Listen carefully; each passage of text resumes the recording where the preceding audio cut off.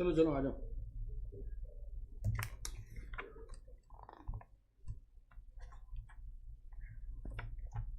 Question number 1,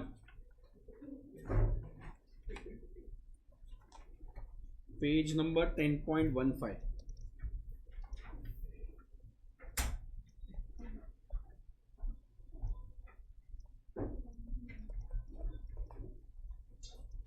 question 1 सुन रहे हो क्या? ऐसा क्वेश्चन एग्जाम में नहीं आएगा, कॉन्सेप्ट समझाने के लिए बस। Compute mister as income from other sources for the previous year 24-25। मिला? Point number A, on May 31, 2024 he gets 2 kg gold bar bullion as a gift from his brother. Market value of gold bar is 5,70,000 on that date. Please बोलना पहले gift किधर से मिल रहा है?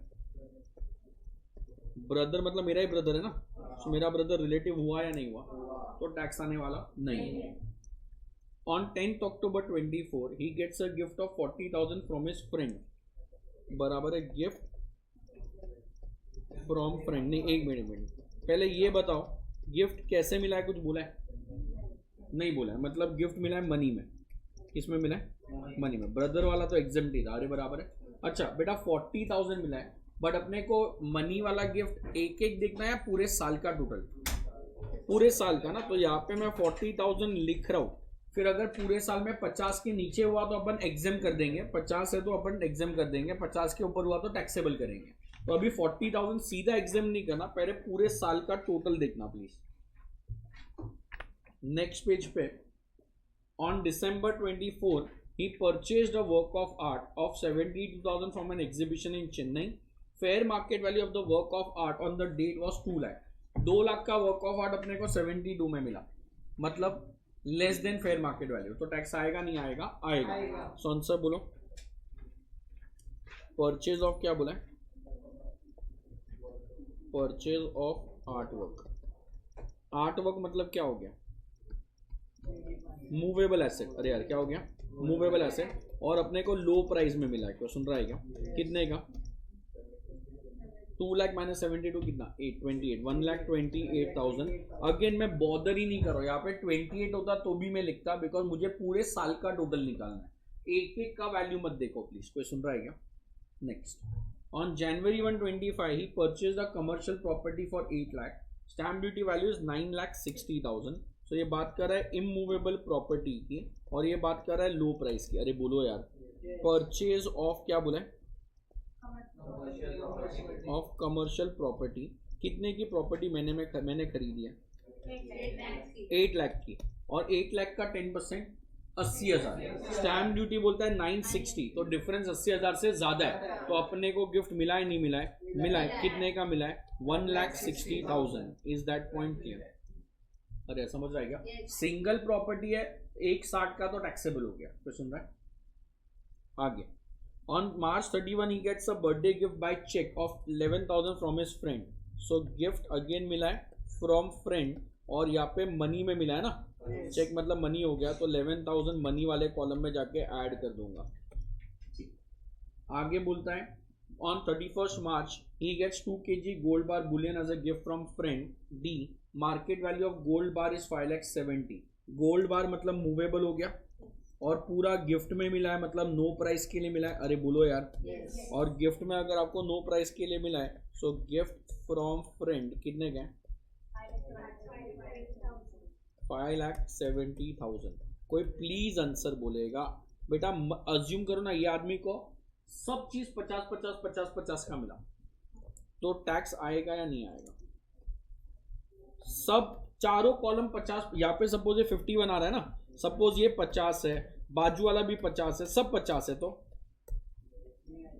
Exam बेटा वो जो 50 का लिमिट है वो सबका अलग अलग है। मनी का 50 अलग है, मूवेबल नो का अलग है, मूवेबल लो का अलग है, इमूवेबल नो का अलग है, इमूवेबल वो सारे कॉलम कंबाइंड नहीं होंगे। मनी का एग्रीगेट होएगा, बट मनी और मूवेबल का एग्रीगेट नहीं होएगा। कोई सुन रहा है क्या? प्लीज बोलो। मनी का 51,000 आ गया, मूवेबल लो प्राइस का 128 है, इमूवेबल लो प्राइस का 160 है और यहाँ पे 5,70,000 है, तो ये सारे के सारे टैक्सेबल गिफ्ट हो गए। अरे बोलो यार, अगर तुम लोग कोई सुन रहा है तो अगर तुम लोग ये 40,000 को ऊपर एग्जाम कर देते तो आंसर रॉन्ग हो जाता, बिकॉज एक एक देखना है, एग्रीगेट देखना है। एग्रीगेट 50 के ऊपर है, इसलिए taxable not taxable taxable. Is that point clear? बराबर। एग्जाम में ऐसा स्पेसिफिक सम नहीं आएगा, एडजस्टमेंट की तरह आएगा। सॉल्व करो प्लीज, कॉपी करो। हेडिंग देना computing taxable value of gift. Question 1, computing taxable value of gift. Computing taxable value of gift.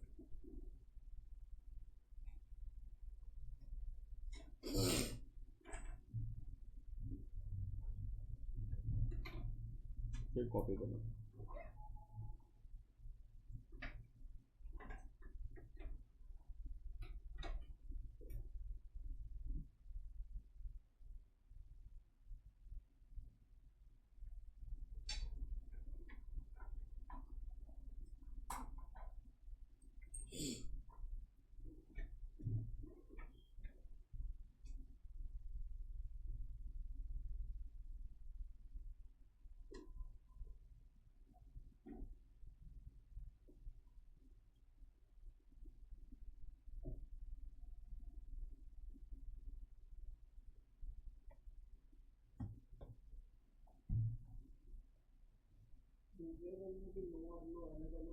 हाँ, सब अलग अलग। मूवेबल जो अपन ने एरो चार्ट बनाया ना, वो चारों सब अलग अलग है, किसी का भी लिमिट कंबाइन नहीं होगा।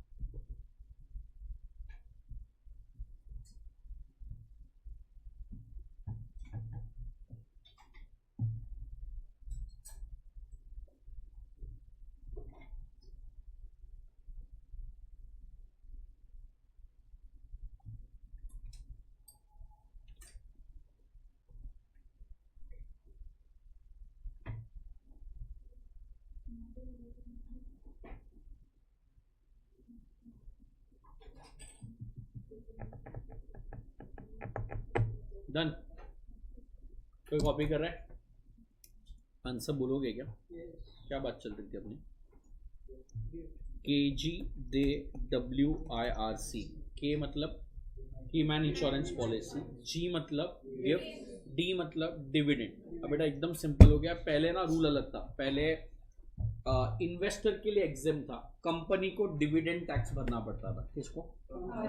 अब रूल बदल गया। अब रूल गवर्नमेंट बोलता है डिविडेंड इंडियन कंपनी से मिले या फॉरेन कंपनी से, नॉर्मल डिविडेंड हो या डीम डिविडेंड हो, कोई भी डिविडेंड होएगा टैक्सेबल है इन दी हैंड्स ऑफ इन्वेस्टर्स। क्या taxable in the hands of, मतलब अपने को अगर डिविडेंड मिला रिलायंस से मिलेगा तो टैक्सेबल। कोई सुन रहा है क्या?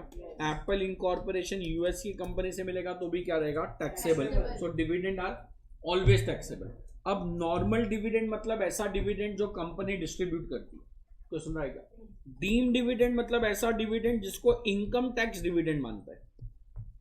नॉर्मल डिविडेंड तो डिविडेंड है ही, कोई सुन रहा है क्या?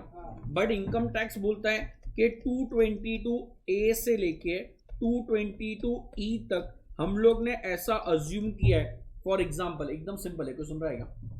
एयरटेल करके एक कंपनी है, एयरटेल ने ना साउथ अफ्रीका में इन्वेस्टमेंट किया था बहुत सालों पहले, और उन लोग ने $5 बिलियन का इन्वेस्टमेंट किया था वो टाइम पे। फिर उन लोग ने लास्ट आई थिंक 5-6 साल पहले वो कंपनी बेच दी, साउथ अफ्रीका की जो इन्वेस्टमेंट थी $25 बिलियन में। 5 बिलियन का इन्वेस्टमेंट था, 25 बिलियन में बेच दिया, तो 20 बिलियन के उन लोग के पास पैसे आए। तो जब उन लोग के पास वो पैसे आए, उन लोग ने शेयर होल्डर में थोड़े पैसे बांट दिए। कोई सुन रहा है क्या? In the form of dividend, in the form of क्या बोला? तो अब टेक्निकली वो कंपनी लॉ डिविडेंड नहीं मानता है, कंपनी लॉ डिविडेंड मानता है जो रिजर्व्स में से आता है। ये रिजर्व्स में से आ रहा है, एसेट बेच के आया। तो इनकम टैक्स बोलते हैं हम डिविडेंड मानेंगे, टैक्सेबल नॉट टैक्सेबल, टैक्सेबल क्या? Taxable not taxable. तो वो बोलता है any distribution entailing release of company asset. क्या? Any distribution entailing release of company asset. तो ऐसा डिस्ट्रीब्यूशन जिससे कंपनी के एसेट रिलीज हो रहे हैं, जिससे वो इन्वेस्टमेंट तोड़ के पैसा तुम लोग को बांटा, तो this is known as deem dividend. It is known as क्या बोला? मजा नहीं आ रहा है। इट इज नोन एज क्या बोला है? मेरे को बोलो ना, इक्विटी शेयर होल्डर को बोनस शेयर्स देते हैं क्या? देते हैं ना, शेयर मिलता है। प्रेफरेंस शेयर होल्डर को बोनस शेयर देते हैं? उन लोग को तो प्रेफरेंस मिल रहा है ना डिविडेंड, तो फिर क्या? तो अगर तुमने प्रेफरेंस शेयर होल्डर को बोनस या डिबेंचर स्टॉक दिया तो वो डीम डिविडेंड है। दिमाग वाला है। मैं प्रेफरेंस शेयर होल्डर हूं, मुझे डिविडेंड मिलता तो मुझे टैक्स आता, तो 100 रुपए पे 20 रुपए का डिविडेंड मिलने वाला था, तो मैं 20 रुपए पे टैक्स भरता। अब मैंने क्या किया? मैंने बोला कि यार तुम एक काम करो ना, मेरे को 20 रुपए का डिविडेंड मत दो, जो 20 रुपए का इक्विटी शेयर का वैल्यू है ना वो मुझे दे दो। अगर डिविडेंड मिलता तो इट वुड हैव बीन, तो जानबूझ के मैंने डिविडेंड के बदले क्या ले लिया? Equity share. अरे तो इक्विटी शेयर होल्डर को डिविडेंड मिला तो चलेगा, इक्विटी शेयर होल्डर को बोनस शेयर मिला तो चलेगा, बट अगर bonus share preference share holder को दिया तो इट इज नॉट अलाउड। उसको डिविडेंड मान के टैक्सेबल करेंगे। क्या मान के टैक्सेबल करेंगे? रिपीट नहीं करे। 222B में क्या बोलता है? Bonus debenture stock to preference share holder. ये जानबूझ के लोग करते हैं सो दैट डिविडेंड नहीं मिले और टैक्स नहीं आए, बट गवर्नमेंट ने वो रास्ता बंद कर दिया है। तो सुन रहा है क्या?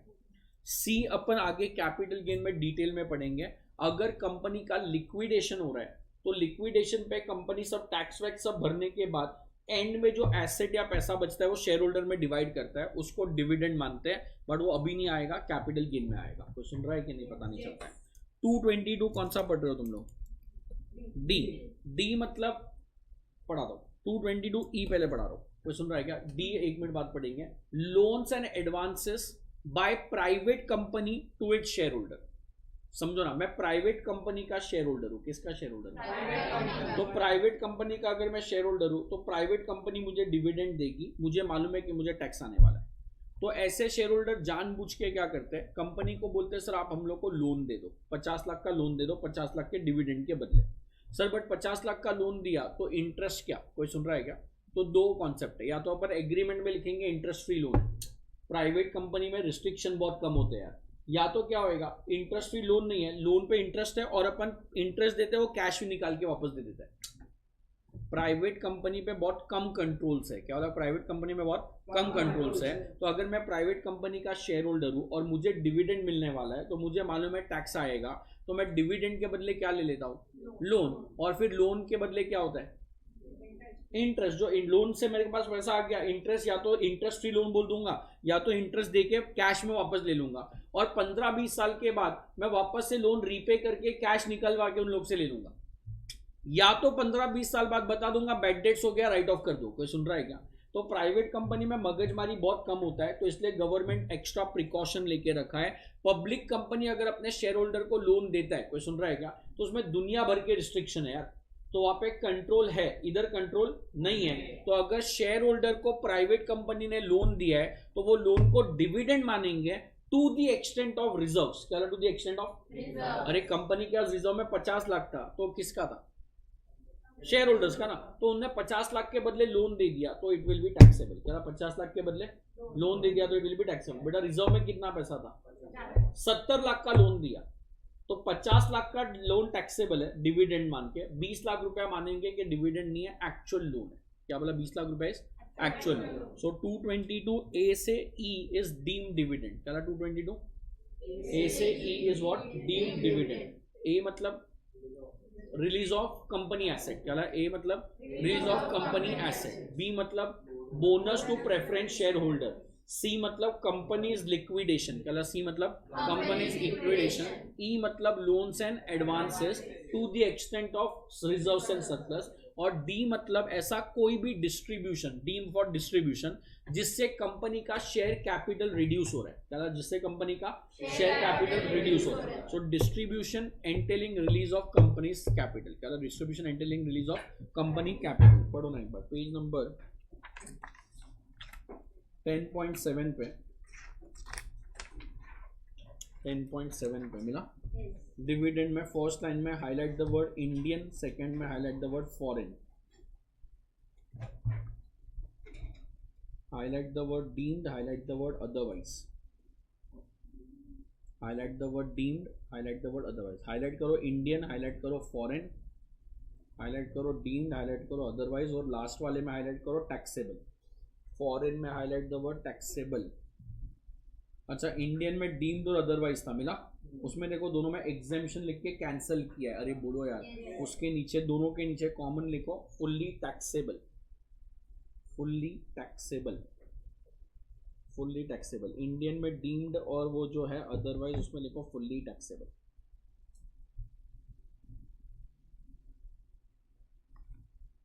या उसके बाद टेबल में बोला डिविडेंड इन कॉमन पैरेलल्स। पढ़ना नहीं बेटा, कैंसिल करना है तो कर सकते हो। डेफिनेशन ऑफ डिविडेंड दिया सिंपल, तो जो कंपनी अपने इक्विटी में से डिस्ट्रीब्यूट करती है वो डिविडेंड हो गया। सो सामने हाईलाइटेड है, उसको पढ़ना तो पढ़ना। डिविडेंड अंडर इनकम टैक्स, मिला। Highlight the word right hand side पे, deemed as dividend, deemed as dividend. Next line पे extent of accumulated profit, extent of accumulated profit. Please understand, reserves में 50 लाख के 70 लाख का डिस्ट्रीब्यूशन है, तो टैक्स सिर्फ 50 लाख पे आएगा। उसमें point number A for asset, वहां पे highlight the word release of company asset. B for bonus, highlight the word bonus to preference share holder, मिला। C for company liquidation, highlight the word liquidation of company. मैंने वहां पे लिखा हुआ है, refer क्या? सेंट्रल गवर्नमेंट नहीं बेटा, रिफर कैपिटल गेन्स। वो लिखा है रिफर, वहां पे लिख दो capital gains, capital gains. Next क्या है? D for distribution, highlight the word reduction of capital, reduction of capital. Next E for highlight, E important है out of all, loans and advances by closely held company, highlight the word holding substantial interest, holding substantial interest। next page पे highlight the word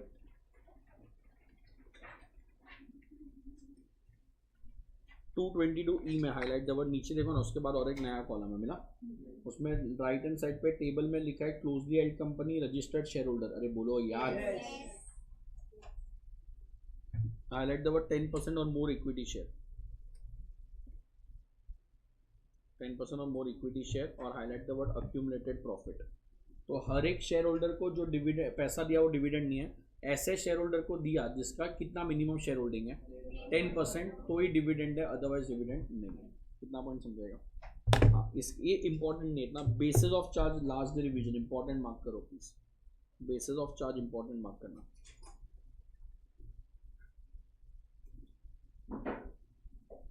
किया? Okay, normal dividend बेटा क्या होता है, company अपने board meeting में declare करती है, तो जो बोर्ड मीटिंग में डिक्लेयर हुआ वो मीटिंग में टैक्सेबल, जब मिला वो नहीं। कंपनी ने 24-25 में डिसाइड किया कि हम लोग आपको डिविडेंड देंगे, बट मिला 25-26 में, तो टैक्स आएगा 24-25 में। कभी आएगा? जो ईयर में डिक्लेयर हुआ वो ईयर में। इंटरिम डिविडेंड डिक्लेयर नहीं होता है, इंटरिम डिविडेंड सीधा मिलता है। तो सपोज का इन्फोसिस को एक साल में बहुत जबरदस्त गेन हो गया, एक क्वार्टर में, तो उन लोग रैंडमली तुम लोग के बैंक में पैसा डाल दिया। तो इंटरिम डिविडेंड इज जब पैसा आएगा तभी, पहले से मालूम ही नहीं होता ना। नॉर्मल डिविडेंड कभी टैक्सेबल होएगा, डिक्लेयर किया तभी, और इंटरिम डिविडेंड जब मिला तभी। डीम डिविडेंड भी अपने को मालूम नहीं रहता है, कोई सुन रहा है तो डीम डिविडेंड भी जब मिलेगा तभी टैक्सेबल होएगा। So highlight the word normal, highlight the word year in which it is declared, highlight the word deemed, highlight the word year in which paid, highlight the word interim, highlight the word year, next line पे made available, made available।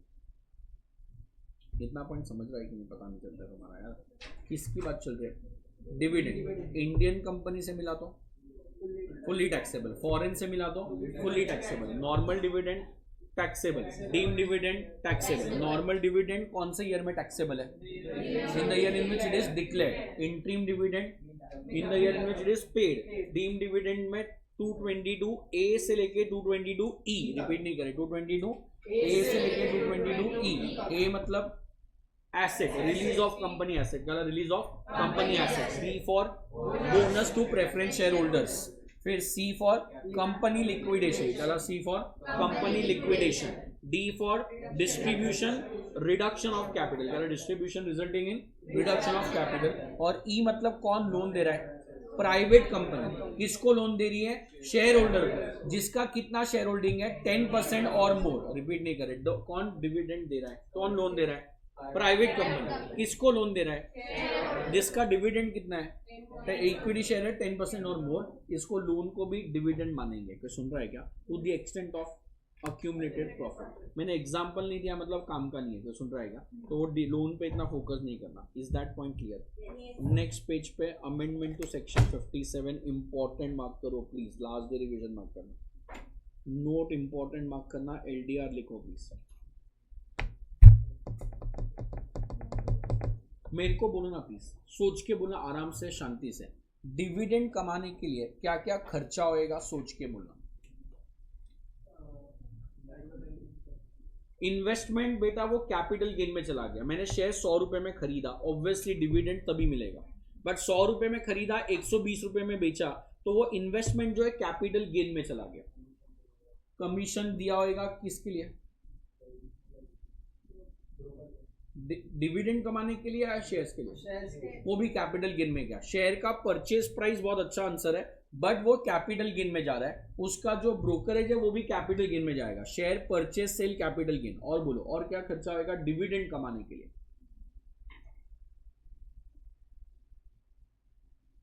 सोचो थोड़ा तो सोचते होंगे। Company में अपन ने investment किया, investment का कॉस्ट तो कैपिटल गेन में गया। अब इन्वेस्टमेंट पे डिविडेंड मिला, तो डिविडेंड कमाने के लिए क्या खर्चा किया होगा? कुछ भी नहीं ना। अरे डिविडेंड अपने बैंक में सीधा क्रेडिट होता है। कोई सुन रहा है क्या? अपन ने कोई इन्वेस्टमेंट जो किया वो तो कैपिटल गेन में चला गया, बाकी अपना एब्सोल्युटली कोई खर्चा नहीं है। पहले के जमाने में खर्चा होता था। पहले क्या होता था? डिविडेंड है ना चेक से आता था। तो अभी मेरे 10 कंपनी, अभी तुम लोग अमीर लोगों का सोचो 50 कंपनी में इन्वेस्टमेंट किया है, कौन सी कंपनी ने डिविडेंड डिक्लेयर किया? सुन रहे हो क्या? अपने पास चेक आया नहीं आया, पुराना एड्रेस है नया एड्रेस है, कोई सुन रहा है क्या? फिर चेक बैंक में गया नहीं गया, बिकॉज 3 महीने में तो चेक बाउंस हो जाता है। कोई सुन रहा है क्या? तो इसके लिए लोग एजेंट को रखते थे कि भाई मेरा ये सब शेयर्स है, इसमें डिविडेंड कभी आया, बैंक में डिपॉजिट करना है, सब तुझे देखना है। बट आज के डेट में तो सीधा बैंक अकाउंट में आ जाता है यार। सो गवर्नमेंट बोलता है डिविडेंड कमाने के लिए कोई खर्चा नहीं हो सकता है। किसके लिए? सिर्फ एक ही खर्चा है। अगर मैंने 1 करोड़ का शेयर खरीदा, बट मैंने लोन लेके 1 करोड़ का शेयर खरीदा, तो लोन पे जो इंटरेस्ट है वो खर्चा है या नहीं है? तो डिविडेंड के सामने सिर्फ एक ही डिडक्शन अलाउड है, इंटरेस्ट ऑन लोन। कौन सा डिडक्शन अलाउड है? Interest on loan. इतना पॉइंट समझेगा। और वो भी maximum 20% of dividend income. Maximum कितना? 20% ऑफ डिविडेंड। तो अगर लोन पे मैंने इंटरेस्ट भरा है 50 रुपए का और बट डिविडेंड मिला है 100 रुपया, इंटरेस्ट कितना है 50 और डिविडेंड 100, तो 100 का 20% 20 रुपए से ज्यादा का डिडक्शन नहीं है। किससे ज्यादा का डिडक्शन नहीं है? 20 रुपए से ज्यादा का। सो वहां पे वही लिखा हुआ है पॉइंट नंबर 2 में मिला, no deduction shall be allowed, जो बोल्ड में लिखा है वो पढ़ रहा हूं मैं, no deduction shall be allowed from dividend income और income in respect of unit of mutual fund और specified company. Highlight the word deduction other than के आगे, highlight the word deduction on account of, highlight the word interest expenses, same line पे shall not exceed 20% of dividend income। आगे example लिखो या तो page के top पे भी लिख सकते हो, आगे भी लिख सकते हो। Mister A took a loan of, Mr. A took a loan of 100 rupees and invested in Reliance,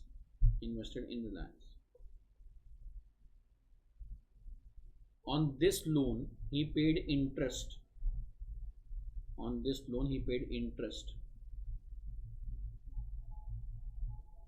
of 30 rupees,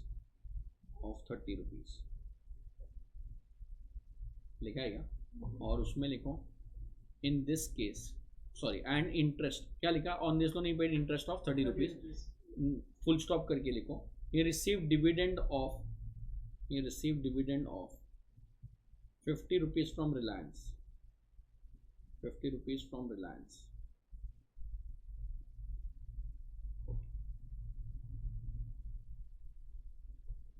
next line पे dividend income 50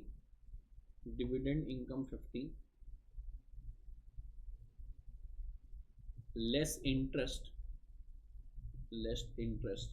10,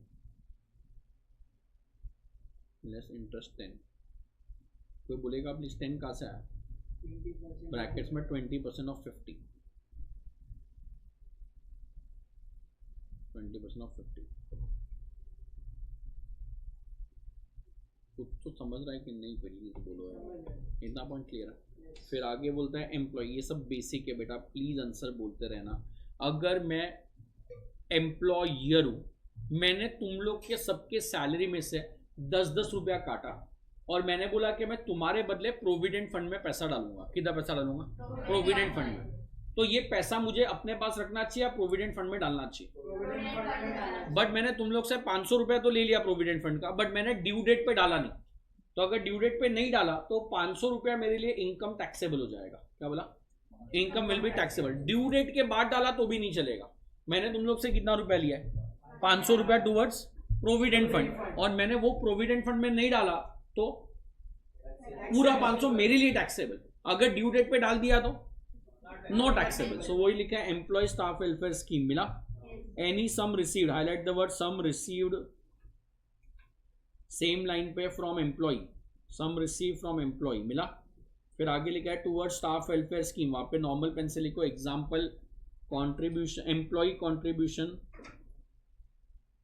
contribution to provident fund, employ contribution to provident fund.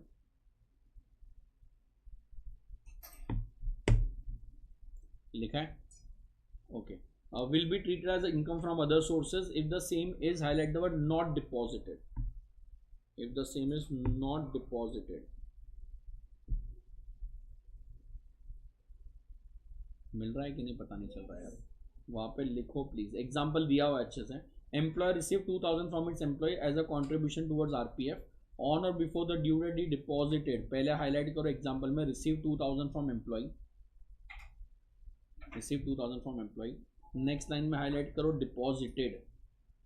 पहला example बोलता है कि 2000 deposit कर दिया तो tax आने वाला नहीं है, जितना पैसा मिला वो डिपॉजिटेड है। बोलो यार yes। फिर बाद में 0 डिपॉजिट किया तो 2000 टैक्सेबल हो गया, और 1800 डिपॉजिट किया तो 200 टैक्सेबल हो गया। इतना पॉइंट क्लियर है? श्योर। सो रिपीट करोगे क्या? KGDWIRC, के मतलब कीमैन इंश्योरेंस पॉलिसी, जी मतलब गिफ्ट, डी मतलब डिविडेंड, ई मतलब एम्प्लॉय स्टाफ वेलफेयर स्कीम, क्या है employ staff welfare scheme, W मतलब विनिंग्स, डब्ल्यू मतलब क्या बोला है विनिंग, स्टार्टिंग से नहीं बोल रहे, के मतलब कीमैन, रिलायंस को पैसा मिला तो रिलायंस को, PGBP Mukesh Ambani other sources, G मतलब money property movable immovable, no price low price, 50 के ऊपर है तो टैक्सेबल, और rum whisky LCD fully exempt, rum whisky LCD is fully exempt, COVID पे ट्रीटमेंट के लिए मिला तो फुल्ली एग्जाम, और डेथ पे एम्प्लॉयर से मिला तो, डेथ पे अदर देन एम्प्लॉयर है तो 10 लाख, बट कितने महीने में मिलना चाहिए 12 महीने, अब बिटकॉइन का treatment same as movable property, अगर प्राइवेट कंपनी ने शेयर्स इशू किया है तो किससे ज्यादा होना चाहिए, fair market value and face value, दोनों से ज्यादा है तो fair market value minus actual, which is difference will be taxable, difference will be क्या बोला, dividend Indian foreign taxable, normal deemed taxable, दोनों taxable, normal declared in the year of declaration, और deemed interim in the year in which it is received, deduction dividend के सामने कितने कौन से expense का है, ओनली इंटरेस्ट, वो भी कितना है मैक्सिमम 20% ऑफ डिविडेंड, क्या 20% ऑफ डिविडेंड, उससे ज्यादा डिडक्शन मिलने वाला नहीं, डिविडेंड म्यूचुअल फंड से मिला तो टैक्सेबल, सारे डिविडेंड टैक्सेबल है, सोचना नहीं, सारे डिविडेंड टैक्सेबल है, E for employ staff welfare scheme, repeat नहीं करें, employ staff welfare scheme, answer बोलोगे पैसा एम्प्लॉय से लिया तो क्या करना है, कभी डिपॉजिट करना है, ड्यू डेट से पहले कर दिया तो नो टैक्स, नहीं किया तो टैक्सेबल, जितना नहीं किया उतने पे टैक्स आएगा, समझ रहा है कि नहीं पता नहीं चल रहा है, ये ऑलरेडी पढ़ा है कि नहीं पढ़ा है बताओ मुझे, पेज नंबर 10.11 पे रेंटल इनकम है, हाँ क्या अभी होएगा नहीं, बस 10 मिनट, तो नेक्स्ट क्लास के स्टार्टिंग में याद दिला देना, एकदम फर्स्ट वही करा दूंगा, 10.11 पे रेंटल इनकम वाला पॉइंट पार्ट 7 है, मिला, पढ़ा है कि नहीं पढ़ा है वो सोच के बोलो,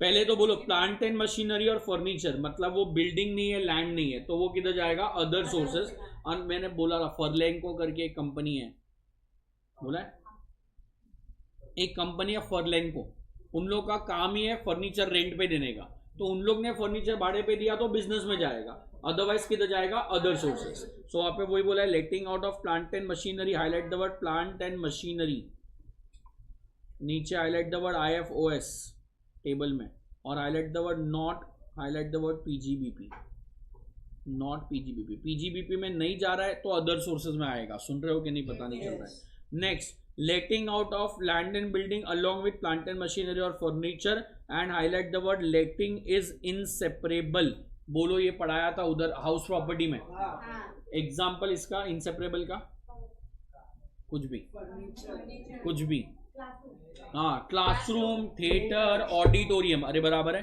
वो इनसेपरेबल है, एक दूसरे के बिना नहीं दे सकते, वहां पे लिखो एग्जाम्पल, इनसेपरेबल की नीचे जगह रखी है मैंने, example classroom theatres auditorium etcetera,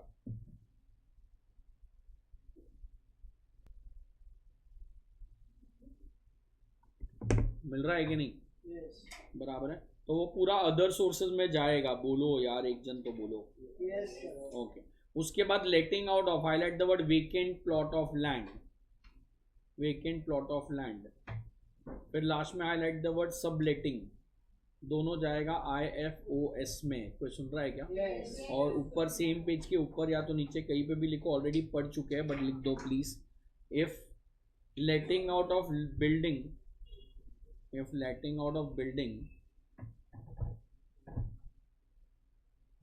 with plant and machinery is separable, if letting out of building with plant and machinery is separable,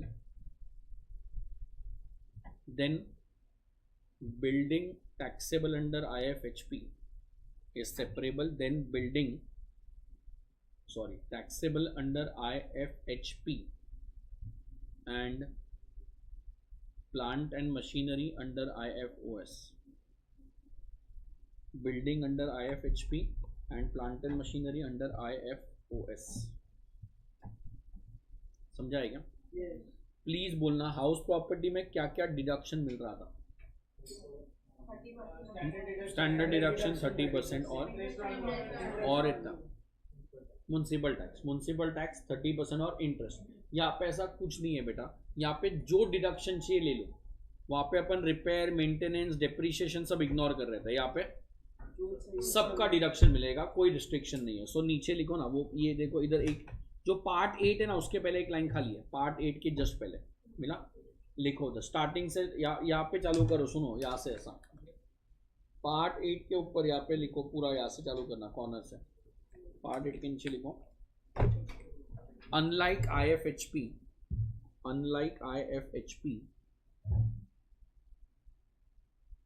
any expense incurred for rental income,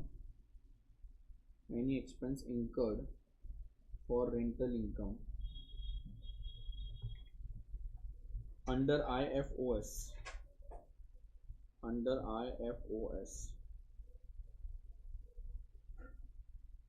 will be allowed as deduction.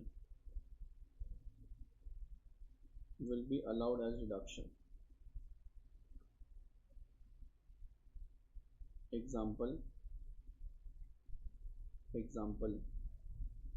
क्या लिखोगे? Depreciation, repairs, maintenance,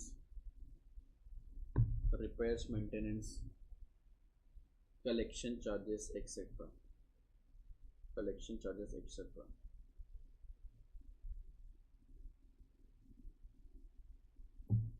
सही है क्या? बराबर है, repeat कर रहे हो क्या? WRC में R मतलब क्या है? रेंट अपन ऑलरेडी उधर ही पढ़ चुके थे, किधर? हाउस प्रॉपर्टी में। तो इधर से नया पॉइंट कुछ नहीं है, एकदम सिंपल है। अभी है ना, तुम लोग कहाँ पे रहते हो? गोरेगांव। कोई मलाड, गोरेगांव, बोरीवली साइड, ये सब लोग। सो अभी जैसे तुम लोग SV रोड पे जाओगे ना, मलाड, गोरेगांव साइड, या अपने अंधेरी में भी देखना ना, इन लोग ने क्या किया मालूम है? जो भी रोड थे ना, सबकी जो रोड के आजू बाजू दुकान थी, तो सब दुकान तोड़ के रोड को बड़ा बना दिया। बराबर है, almost everywhere they are doing this. बराबर है, तो सब दुकान तोड़ी, सब लीगल थी, कुछ इलीगल कुछ नहीं था। क्वेश्चन रहेगा, मलाड स्टेशन के सामने बड़ा सा MM था, वो पूरा दीवार तो बिल्डिंग ही तोड़ दिया हम लोग ने। तो बेटा गवर्नमेंट के पास ये कोई इलीगल काम नहीं है, गवर्नमेंट ने उन लोग को प्रॉपर पैसा दे के तोड़ा है। बराबर है, तो गवर्नमेंट के पास राइट्स है। लैंड बिल करके एक होता है, जहाँ पे गवर्नमेंट के पास राइट्स होता है कि तुम्हारा प्रॉपर्टी कंपल्सरीली लेके जा सकता है, तुम उसके अगेंस्ट ऑब्जेक्शन नहीं कर सकते, बट गवर्नमेंट पैसा भी पूरा देगा, जो भी मार्केट वैल्यू है पूरा पैसा देगा, कोई कम पैसा नहीं देगा। कोई सुन रहा है क्या? तो इसको बोलते हैं कंपल्सरी एक्विजिशन बाय गवर्नमेंट। क्या बोलते हैं?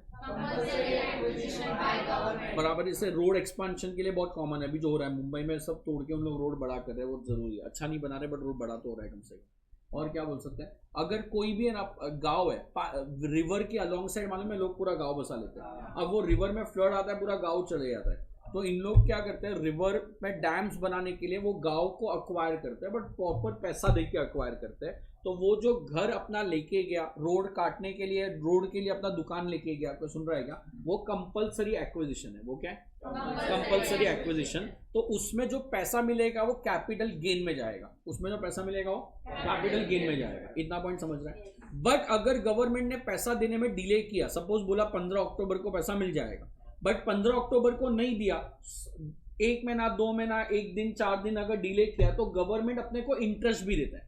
तो मेरे को बोला सर 5 करोड़ रुपए आपकी दुकान का है, और उन लोग ने देने में पैसा डिले किया, तो 5 लाख का इंटरेस्ट दिया, तो 5 करोड़ रुपया कैपिटल गेन में जाएगा। जो 5 लाख रुपया इंटरेस्ट है वो अदर सोर्सेज में आएगा। क्या बोला? 5 लाख इंटरेस्ट है वो। अब गवर्नमेंट को मालूम है कि उन लोग ने डिले किया, तो उन लोग इंटरेस्ट भर रहे, पहले तो पैसा देने में डिले किया, ऊपर से इंटरेस्ट पे टैक्स भी लेंगे, तो लोग मगजमारी करेगा। तो इन लोग ने अपनी गलती छुपाने के लिए क्या बोल दिया, कितने का इंटरेस्ट मिला, तो टैक्स 2.5 लाख पे भरो। इंटरेस्ट 6 लाख का मिला, तो टैक्स 3 लाख पे भरो। इंटरेस्ट 12 लाख का मिला तो टैक्स 6 लाख पे भरो, मतलब 50% एग्जेम्प्ट हो गया। क्या 50% एग्जेम्प्ट हो गया। सो वही बोला हुआ है इंटरेस्ट ऑन कंपेंसेशन पार्ट 8 करके दिया हुआ है, मिला। When a property is, highlight the word, compulsorily acquired by the government.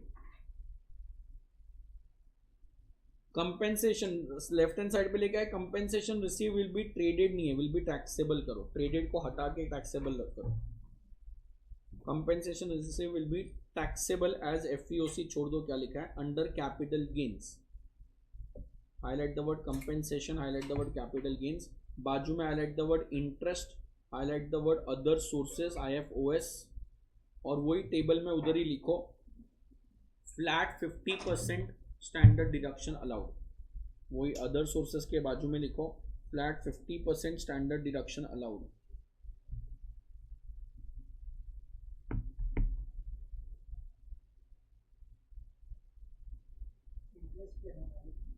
हाँ ओनली इंटरेस्ट अपन ने राइट हैंड साइड पे लिखा है बस। तो आप नीचे देखो पार्ट 9 के ऊपर थोड़ी सी जगह है, मिला, वहां पे एग्जांपल लिख दो बस last. Mister A's house was acquired by government. Mr. A's house was acquired by government.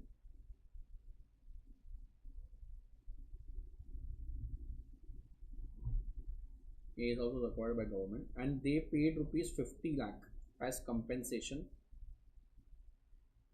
They paid rupees 50 lakh as compensation and 5 lakh as interest. And 5 lakh as interest on delayed payment. On delayed payment. लिखा है? Next line पे लिखो, क्या लिखोगे? 50 lakh taxable under capital gains. Rupees 50 lakhs taxable under capital gains.